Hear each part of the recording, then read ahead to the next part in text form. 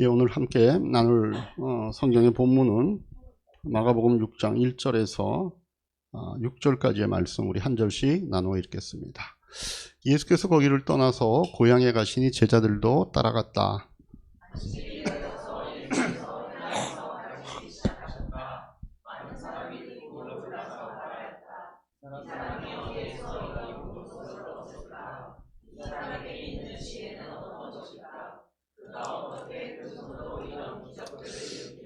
이 사람은 마리아의 아들 목수가 아니냐? 그는 야고보와 요셉과 유다와 시몬의 형이 아닌가? 또 그의 누이들은 모두 우리와 같이 여기에 살고 있지 않은가? 그러면서 그들은 예수를 달갑지 않게 여겼다.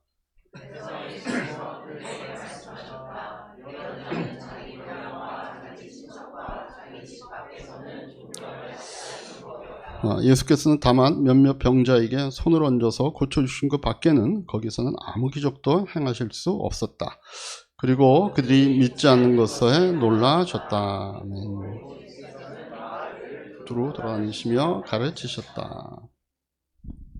이 시간 우리 앞뒤 옆에 분들과 다시 한번 축복하는 나누겠습니다. 하늘 복 많이 받으십시오. 서로에게 인사합시다. 하늘 복 많이 받으십시오. 하늘 복 많이 받으십시오. 예. 지금은 올리브 브레싱 하는 시간입니다. 우리 자녀들 이동하기 전에 제가 잠깐 우리 자녀들을 위해서 축복하는 기도하겠습니다. 함께 기도하십시다. 시편의 말씀을 보면 우리에게 이렇게 귀하고 은혜로운 말씀이 주어져 있음을 보게 됩니다. 오늘 그 말씀을 통하여 우리의 주일학교 자녀들을 축복하기를 하나님 원합니다. 시편에 있는 말씀처럼 주님의 말씀이 우리 아이니와 성재와 지원이와 수연이의 발의 등불이 되기를 축복합니다. 하나님 아버지, 주님의 말씀이 우리 아이니와 성재와 지원이와 수연이의 길의 빛이 되기를 하나님 축복합니다. 그리하여 우리의 이 내 자녀가 걷는 그 걸음들이 하나님 참으로 지혜의 걸음이 되게 하여 주시고 용기의 걸음이 되게 하시고 하나님 참으로 힘있게 나아가는 용사의 발걸음이 될 수 있도록 하나님 도와주시옵소서. 아이들을 어린 아직 학생들이겠지만 하나님 그리하여 이들의 지혜가 분별력이 있는 지혜가 되게 하시고 하나님 탁월함이 있게 하여 주셔서 하나님 주변에 있는 모든 친구들보다 하나님 이 분별력과 탁월함으로 오히려 아이들에게 칭찬받고 또한 존경받는 이런 자녀로 성장할 수 있도록 하나님 축복하여 주시옵소서.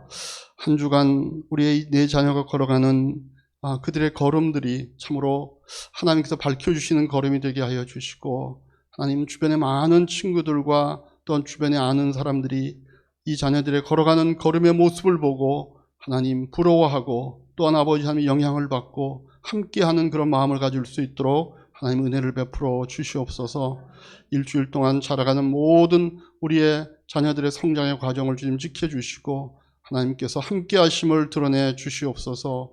예수님의 이름으로 기도하옵나이다. 아멘.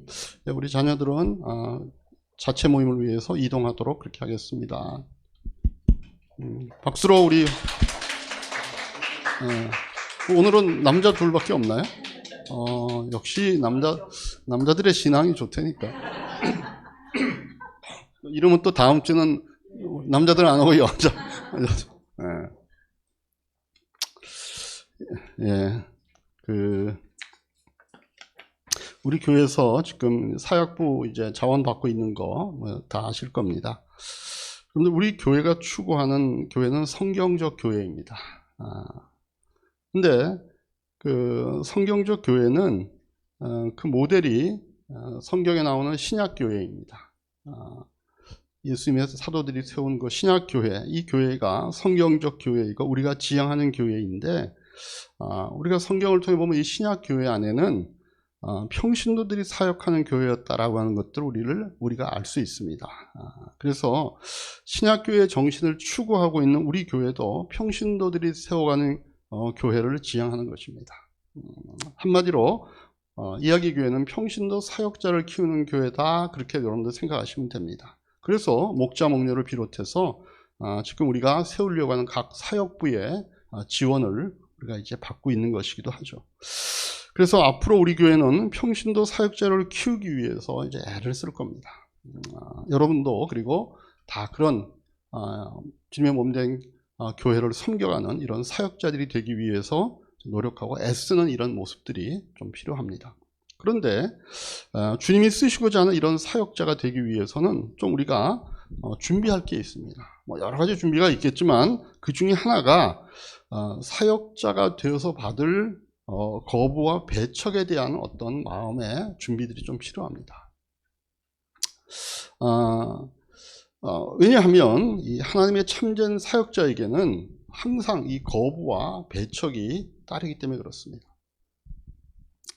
오늘 우리가 함께 읽은 이 본문은 사실은 같은 주제로 이어지는 두 사건 중에 첫 번째 나오는 사건입니다.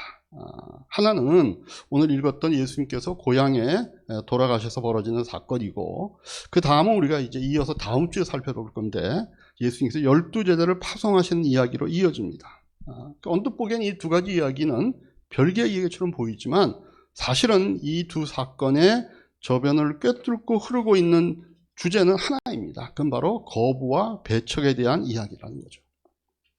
그래서 오늘은 그 첫 번째 사건, 우리가 읽은 오늘 본문에 있는 내용을 갖고 좀 하나님의 말씀을 좀 살피려고 합니다. 자, 우리가 읽었듯이 예수님께서 이렇게 사역을 하시다가 자기 고향에 돌아가시게 되었습니다. 제자들과 함께 이제 갔죠. 안식일이 되니까 회당에 가서 가르치셨습니다. 뭐 예수님 가르치셨으니까 얼마나 잘 가르치셨겠어요, 그죠? 저도 참 그 자리에 있으면 좋겠다 이런 마음이 들 때가 있거든요. 예수님 말씀을 직접 듣고 그분의 가르침을 받는다. 얼마나 참 대단한 가르침일까. 그런데 이런 훌륭한 가르침을 받은 고향 사람들의 반응이요, 예수의 말을 믿는 것보다 어떻게 했다 그러죠? 그냥 부정적이었어요. 그래서 3절 끝에 보면 이렇게 기록되어 있죠. 그러면서 그들은 예수를 달갑지 않게 여겼다 이렇게 되어 있습니다. 여기서 달갑지 않다라고 이 번역된 이 표현이 사실은 좀 약하게 번역이 된 것 같아요. 요거를 영어식 표현으로 얘기하는 offending이라고 하는 단어입니다. 이게 무슨 뜻이에요? 뭔가 굉장히 불쾌했고 굉장히 뭔가 기분 나빠하는 겁니다. 다시 말해서 예수님의 이 가르침을 통해서 은혜 받는 게 아니라 오히려 이 고향 마을 사람들이 굉장히 기분 나빠했을 뿐만 아니라 예수님의 가르침 때문에 아주 불쾌했다는 겁니다. 왜 예수님의 가르침에 대해서 이 사람들이 이렇게 기분 나빠하고 불쾌하고 달갑지 않게 여겼을까? 이유가 나와 있죠. 2절에 보니까 안식일이 되어서 예수께서 회당에서 가르치시기 시작하셨다. 많은 사람이 듣고 놀라서 말하겠다. 이 사람이 어디에서 이런 모든 것을 얻었을까? 이 사람에게 있는 지혜는 어떤 것일까? 그가 어떻게 그 손으로 이런 기적들을 일으킬까? 그래 놓고 이어서 나오는 얘기가 뭐예요? 이 사람은 마리아 아들 목수가 아닌가? 여러분들, 예수님의 이 가르침을 듣고 은혜 받기보다 불쾌하고 달갑지 않던 이유가 거기 나오죠. 첫째는 예수님의 신분 때문에 그랬다는 거예요. 그 당시에 말씀을 가르칠 수 있는 사람들은요, 유명한 랍비 밑에서 도제식으로 집중교육을 받은 사람들이 말씀을 가르쳤습니다. 근데 예수님은요, 이런 정규교육을 못 받으셨어요. 또 예수님의 직업이 뭐예요? 평범한 목수였습니다. 그 당시의 목수는요, 지금처럼 어떤 목수일만 전문을 하는 사람이 아닙니다. 우리나라에도 옛날에 보면 이 궁궐을 만들고, 그죠? 그 사람들이 뭐 대목이라 그러나요? 뭐 이렇게 하면서 대우를 받잖아요. 또 요즘도 보면 이 자기 나름대로의 어떤 창의성과 독자성을 가지고 이 목수 일을 하는 사람이 많습니다. 그런 사람들 한번 쓰려고 그러면요, 비용이 어마어마하게 듭니다. 근데 이 예수님 당시에는요, 이런 목수가 그런 전문적인 일만 하는 사람이 아니고 그냥 손재주가 있는 분들입니다. 그래가지고 어떤 집에 가서 선반도 달아주고, 또 문이 고장났다는 문짝도 달아주고, 또 지붕에 물 샌다 그러면 가서 그 지붕도 고쳐주고, 이런 막일을 하는 사람들을 그냥 목수라고 그랬어요. 그래서 이 사람들은 이런 정도의 사람으로부터 가르침을 받는다는 것들을 환영하고 받아들이는 것이 쉽지 않았습니다. 오히려 어떻게 했어요? 어떻게 저런 사람이 와갖고서 우리한테 얘기를 해? 하면서 불쾌하고 달갑지 않게 여긴 겁니다. 더군다나 이 고향 사람들이 예수님을 달갑지 않게 여겼던 이유가 있습니다. 이게 고향 사람들이기 때문에 그런 거예요. 다시 말해 예수님하고 너무 친숙했던 겁니다. 그래서 3절 우리가 이어지는 그 말씀을 보면 이 사람은 마리아 아들 목수가 아닌가. 그리고 어떻게 얘기해요? 그는 야고보와 요셉과 유다와 시몬의 형이, 예수님의 형제들이 있었거든요. 또 예수님의 자매들이 있었습니다. 또 그 누이들은 우리와 같이 여기 살고 있지 않는가? 아마 지금 이 예수의 말씀을 듣는 사람 중에는요, 그래서 예수님의 어린 시절을 같이 지켜봤던 어른들도 있었을 겁니다. 아이고, 저 녀석이 와갖고 오늘 뭐 얘기하네? 이거 뭐 좀 대단하네? 뭐 이런 사람이 있었을 겁니다. 뿐만 아니라 예수님과 같이 뻘거벗고 함께 그 어린 시절을 놀았던 친구들도 그 자리에 있었을 거 아니에요. 근데 이러한 친숙한 사람이 하나님이 보낸 사람이고 이 메시지가 하나님으로부터 온 거라고 하면서 이 사실을요, 믿기 쉬웠을까요? 어렵습니다, 이게. 어렵습니다. 그래서 예수님의 메시지가 정말 우리가 생각하기에는 멋진 메시지였을 텐데 이 메시지를 듣고 예수님이 영접하고 예수님 환영하고 믿기보다 예수님을 거부했다는 거예요. 예수님 자신도요, 아마 이런 식의 반응을 예상하지 못하셨던 걸로 보여요. 그래서 6절에 보니까 어떻게 얘기해요? 예수님께서 그들이 믿지 않는 것에 대해서 놀라셨다 그래요. 이 놀라셨다는 단어의 번역 좀 약합니다. 이게 직역을 하면요, 입이 딱 벌어지도록 놀랐다는 뜻입니다. 영어식 표현을 하면요, amazing입니다. 예수 너무 놀라신 거예요, 예수님도. 이렇게 믿지 않게 되니까 결과가 어떻게 나왔죠? 우리 5절에 같이 한번 읽겠습니다. 예수께서는 다만 몇몇 병자에게 손으로 얹어서 고쳐주신 것밖에는 거기서는 아무 기적도 행할 수 없었다. 그래서 예수님이 아무 기적도 행할 수 없었다는 뜻은요, 예수님의 능력이 줄어들었거나 예수님의 능력이 없어졌다는 뜻이 아닙니다. 능력이 그대로 있기는 있는데 분위기가 불신의 분위기니까 예수님께서 이런 능력을 행하실 수가 없게 됐다는 겁니다. 지금 상황을 보세요. 지금 앞에서 좀 흘러나왔던 얘기들이 뭐예요? 예수님께서 사단의 힘을 빌려가지고 귀신을 쫓아낸다, 이런 가짜 뉴스가 돌고 있을 때 아닙니까? 그런데 예수님께서 이런 불신의 분위기가 있다는 걸 아시면서도 만일 계속해서 이런 상황에서 기적을 행하셨으면요, 사람들이 그것 때문에 예수를 믿기보다는 오히려 이걸 꼬투리 잡아가지고, 자 봐라, 정말 보니까 이 사람 귀신의 힘을 빌려가지고 쫓아내고 있네. 야, 참 그렇지 않냐? 그렇지 않냐? 우리가 알기에 저 사람은 원래부터 그런 사람 아니잖아. 근데 저런 능력을 행하는 거 보니까, 야, 소문이 맞긴 맞아. 저기 귀신의 힘을 빌려가지고 지금 저렇게 하고 있는 거야. 그래서 문제를 더 키웠을 거라는 거죠. 그래서 그런 상태에서는 오히려 기적이 그분들의 믿음을 도와주기보다는 오히려 더 깊은 불신에 빠지게 하고 예수님이 걱정하고 계시는, 정말 이 사람들이 성령을 거역하는 죄를 지면 어떡할까, 이런 걱정을 하는 그 죄의 자리에 이 사람들이 더 깊이 들어갈까 봐 예수님께서 거기서는 기적을 행하실 수가 없었다라고 하는 뜻입니다. 지금 우리도 마찬가지죠. 우리 하나님께서는 전능하신 하나님이시잖아요. 우리 하나님 못하실 일이 없습니다. 그러나 이런 능력은 자동적으로 나타나는 것이 아니라 믿음의 분위기에서만 나타난다는 것. 그래서 오늘 이 본문을 통해 우리가 알 수 있는 좀 교훈이 몇 가지가 있는데, 첫 번째는요, 한번 따라갑시다. 불신의 분위기에서는 기적이 안 일어난다. 여러분, 불신의 분위기에서는 하나님의 능력이 역사할 수 없습니다. 하나님의 능력이 약해서가 아니라 그거 받아들일 수 있는 마음의 상태가 아니어서 오히려 그때 기적이 행해지면 그건 엉뚱한 일로 바뀌어질 수 있습니다. 여러분, 그래서 어떤 교회 가보면요, 1년이 가도 간증거리가 없는 교회들이 있습니다. 왜 그래요? 그 교회 분위기가 불신의 분위기고 부정적이고 냉소적이기 때문에 하나님이 역사할 수가 없는 겁니다. 그럼 본문에서 예수님께서 기적을 행할 수 없다라고 하는 바로 그런 분위기인 거예요. 그 분위기가 어느 교회를 가보면 싸해요. 이게 교회인지 절인지 모르겠어. 절에 가면 왠지 분위기가 싸하잖아. 그 4대 천왕이 있는 그 무슨 문이에요? 그 문을 통과할 때부터 마음이 싸하잖아요. 싸한 분위기. 그리고 또 그 대웅전 이런 데 들어가서 이렇게 보려고 그러면은 뭔가 분위기가 싸해요. 사실은 고요하고 조용한 건데 느낌이 싸하죠. 교회는 그러면 안 되거든요. 여러분, 하나님의 능력은 믿음의 분위기에서만 역사하는 것입니다. 전지전능하신 하나님이시지만 이 능력의 역사하기 위해서는 믿음의 분위기가 있어야 하고, 불신의 분위기에서 하나님의 능력이 역사할 수 없다는 걸 좀 알아서 우리 목장 분위기죠, 우리 교회 분위기, 이걸 잘 살펴야 합니다. 부정적인 분위기가 되든지 이게 냉소적인 분위기가 되든지 불신의 분위기가 되면요, 하나님의 능력은 거기서 끝입니다. 그래서 우리 이하교회 성도님들은요, 우리 교회 주신 이 밝고 건강한 이 분위기, 이걸 잘 살려서 정말 하나님이 베푸시고자 하는 기적을 경험하고 능력을 체험하는 교회가 되기를 주님의 이름으로 부탁합니다. 그래서 예수님께서 어떻게 하시나 좀 한탄하셨어요. 4절에 보니까 같이 한번 읽겠습니다. 시작. 그래서 예수께서 그들에게 말씀하셨다. 예언자는 자기 고향과 자기 친척과 자기 집 밖에서는 존경을 받지 않는 법이 없다. 이 말을 좀 이정부정으로 이렇게 꼬아놨기 때문에 이게 의미가 좀 모호할 수도 있는데 사실 이런 말입니다. 예언자들은 어디 가서든지 존경을 받는데 자기 집에서나 고향에서 자기 친척들에게서는 존경을 받지 못한다, 그런 뜻입니다. 그래서 혹시 이 가운데 집에서 존경받지 못하는 분들 계시면 내가 예언자인가 보다, 이렇게 위안을 받으시기 바랍니다.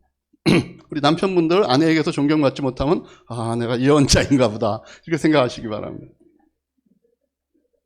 여러분, 예수님이 제일 구원하기를 원하는 사람, 예수님이 제일 은혜 받기를 원하는 대상들이 누구였겠어요? 한번 고향 사람들이 아니었겠어요? 그죠? 근데 이 사람들이 예수님을 배척하는 거니까 예수님 마음에 한탄스러움이 있는 거예요. 그래서 우리가 이런 예수님이 한탄하는 모습을 보면서 한 두 가지 정도를 제 마음 가운데 생각이 들었고 그걸 결심하게 됐습니다. 첫 번째가 뭔가 하면 우리가 주님의 사역자가 되려면 이런 거부와 배척을 각오해야 되겠구나. 예수님이 하나님의 사역하다 이렇게 된 거 아니에요? 그러니까 우리가 이 하나님의 사역자, 주님을 전하는 사역자가 되면 이런 거부와 배척이 따라오는구나, 이런 것들을 우리가 좀 알 수 있어요. 예수님이 그런 상태였는데 우리가 오죽하겠어요? 특별히 우리가 익숙한 사람들, 친숙한 사람들, 가까운 사람들에게 존경받는 거 쉬울까요? 어려울까요? 어렵습니다. 그래서 사실 전도하기 가장 힘든 것이 가까운 데 있는 사람들이거든요. 아내가 남편에게 전도하고, 남편이 아내에게 전도하고, 자녀가 부모 전도하고, 부모가 자녀 전도하고, 친척들한테 전도하고, 같이 사는 옆에 있는 옆 사람에게 전도하는 거, 이거 생각은 쉬운데 실제로 해보면요 정말 어렵습니다. 자, 그래서 그럼 우리는 이제 가까운 사람들한테 전도 포기하나? 그러면 안 되잖아요. 방법이 좀 달라요. 방법이. 우리가 전도할 때는 보통 쓰는 방법이 두 가지가 있죠. 하나는 말로 전도하는 것이고 하나는 행동으로 전도하는 겁니다. 근데 이렇게 가끔 만나는 분이나 관계가 좀 먼 분들에게는 우리가 말로 전도해야 합니다. 근데 어떤 분들은요, 그런 분들에게 행동으로 전도해서 내가 본을 보여서 전도한다, 이런 마음을 갖는 분들이 있거든요. 뭐 틀린 얘기는 아닌데, 근데 여러분, 우리가 예수님이 아닌 바에야 우리 보고 교회 나올 사람들이 어디 있습니까? 네? 여러분들 저보고 누가 교회 나오겠어요? 여러분 마찬가지로 저도 마찬가지입니다. 물론 교회에서 예수 믿고 나중에 변화된 분들이 간증하는 걸 들어보면 자기가 그 옛날에 만났던 자기에게 감명을 줬던 그 어떤 성도의 얘기가 등장을 해요. 그냥 그건 동기부여를 했을 뿐이지 그게 다가 아니거든요. 그래도 교회 나오고 예수 믿게 된 이 사람들은요, 다 보면 누군가가 옆에서 권하고 믿으라고 하고 끌어가고 줬기 때문입니다. 행동 보고서 교회 나오거나 행동 보고서 예수 믿는 거, 이게 쉽지 않습니다. 말이 가장 직접적이고 가장 효과적인 전도 방법이에요, 사실은. 그래서 이 가끔 만나는 분들이나 먼 분들에게는 여러분들 말로 전도해야 합니다. 그러나 여러분들 가까운 분들에게는요, 말로는 안 됩니다. 왜냐하면 우리 말하고 우리 실체가 다를 수 있거든요. 그래서 그들에게는 행동을 하는 수밖에 없습니다. 정말 내가 사랑하고 내가 정말 섬기는 모습을 보여줌으로써 그 사람들 마음에 뭔가 변화를 일으킬 수 있는 그런 행동들이 우리에게 있어야 돼요. 그래서 믿지 않는 남편으로는 아내들에게 베드로가 이렇게 권면하잖아요. 베드로전서 3장 1절 2절 같이 한번 읽겠습니다. 아내되니 여러분, 이와 같이 여러분은 자기 남편에게 순복하십시오. 그리하면 비록 말씀에 복종하지 않는 남편일지라도 말을 하지 않고도 아내 여러분의 행실로 말미암아 구원을 얻게 될 것입니다. 그들이 여러분의 경건하고 순결한 행실을 보고 그렇게 될 것입니다. 죄송하지만 여기 아직 남편이 교회 안 나오고 예수 안 믿는 분들이 계시면 내가 말을 안 해서가 아니라 아마 내 행동이 뭔가, 내 행실이 남편에게 뭔가 좀 부족했나 보다, 그렇게 생각할 수 있습니다. 여러분, 우리가 가까운 사람들에게는요, 결국 행동밖에 없어요. 그래서 어려운 겁니다. 그러나 우리가 그 사람을 사랑하고 섬겨서 하나님께서 그 마음에 감동을 일으켜가지고 그 다음에는 내가 그를 사랑하는 모습과 섬기는 모습을 통해서 그 사람에게서 나를 존경하는 마음이 생겨서 나중에는 내가 전하는 메시지에도 귀를 기울게 될까 하는 그런 소원을 갖고 우리가 행동으로 전도한다는 겁니다. 내 행동으로만 되는 게 아닙니다. 내 행동으로 그의 마음에 나를 향한 그래, 저렇게까지 행동하는 걸 보니까 내가 제 말을 좀 들어봐야지.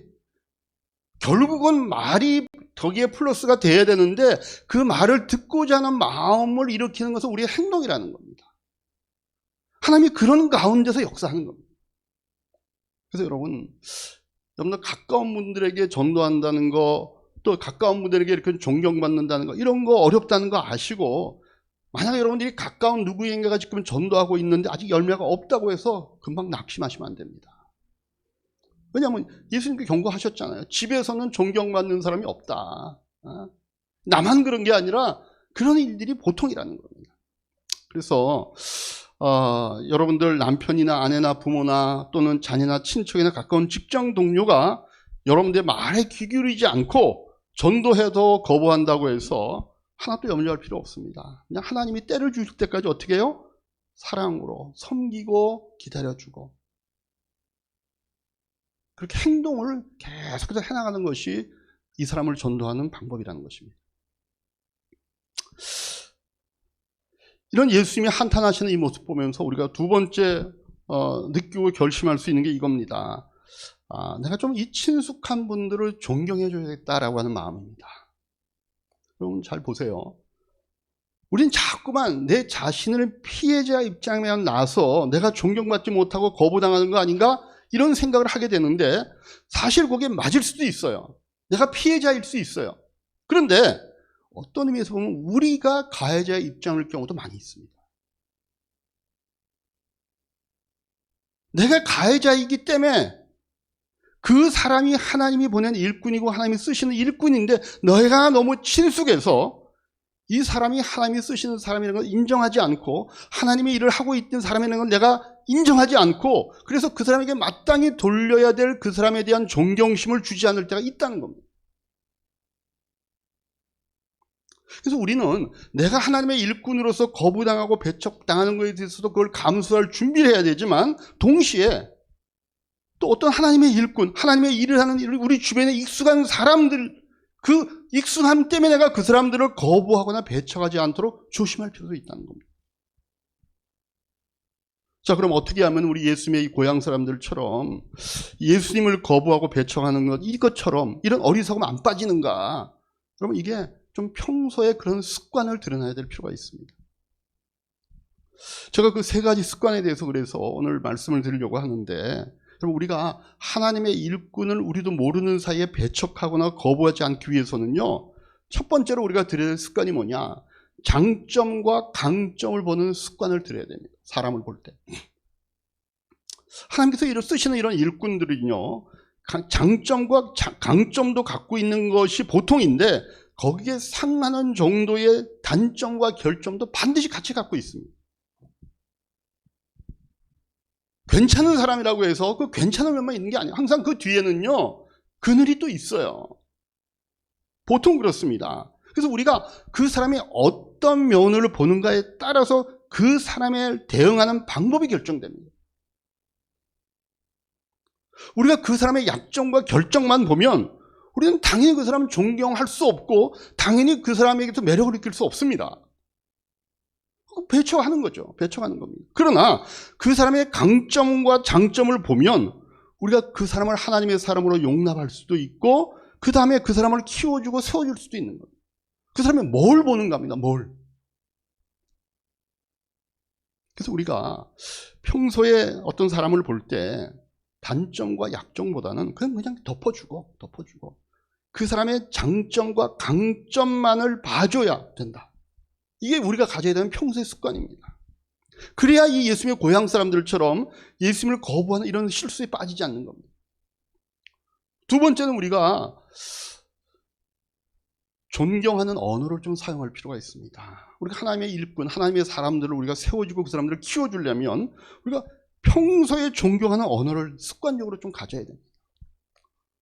그럼 우리가 어떤 친숙한 사람, 우리가 잘 알고 있는 이 사람에 대해서 우리가 존경의 말을 해주면은요, 그 사람은 잘 모르는 사람들은 어떻게 반응할까요? 그 사람하고 친숙한 사람이 그 사람을 인정해주고 칭찬해주고 그 사람을 막 높여주고 그러면 덩달아서 어때? 그 사람은 괜찮은 사람인가 보네. 그리고 똑같이 그 사람에 대해서 인정하고 그 사람을 키워주려고 하는데 반대로 그 사람하고 가까운 사람이요, 그 사람하고 너무 잘한다고 생각하는 그 사람이 자꾸만 그에 대해서 부정적인 얘기를 하고 비판적인 얘기를 하면은 다른 사람은 어떻게 생각하겠어요? 아이, 그 사람 못된 사람이네. 에? 그 사람 잘하는 사람이 저렇게까지 얘기하는데 나라고 그 사람 꼭 믿을 필요 뭐 있어? 그 사람하고 일할 필요 뭐 있었어? 이러면서 그 사람이 얻어야 되는 존경심을 잃어버리게 만든다는 겁니다. 그래서 우리가 말할 때요, 특별히 이 친숙한 사람들에 대해서 얘기할 때 그 사람이 하나님이 쓰시는 사람이라고 우리가 생각이 되면 이런 존경의 언어를 평소에 쓸 필요가 있습니다. 이게 쉬울까요? 어려울까요? 이게 쉽지 않습니다. 생각으로는 쉬울 것 같아. 해보면 쉽지 않아요. 예를 들어서 어떤 사람이요, 보니까 자기 초등학교 때 같은 반이었어요. 뭐 친하지는 않았는데 그냥 같은 반만 한 거예요. 근데 나중에 보니까 이 사람이 막 유명해져가지고 무슨 저 매스컴이나 SNS에 막 나옵니다. 막 유명한 사람으로. 근데 그걸 보면서 우리가 표현할 수 있는 방법은 둘 중에 하나입니다. 첫째, 이런 식으로 표현할 수 있죠. 아무개 그 초등학교 나하고 같이 같은 반이었는데 그 친구 정말 어릴 때부터 똘똘해가지고 언젠가는 내가 저렇게 큰 사람 될 줄 알았어. 이렇게 말할 수 있고, 또 하나는 뭐예요? 그 새끼. 근데 초등학교 다닐 때 별거 아니었어. 내 가방 들고 다녔잖아. 내 가방 못지야. 용됐네, 용됐어. 뭐 이렇게 말할 수도 있죠. 여러분 어떤 표현 쓰세요?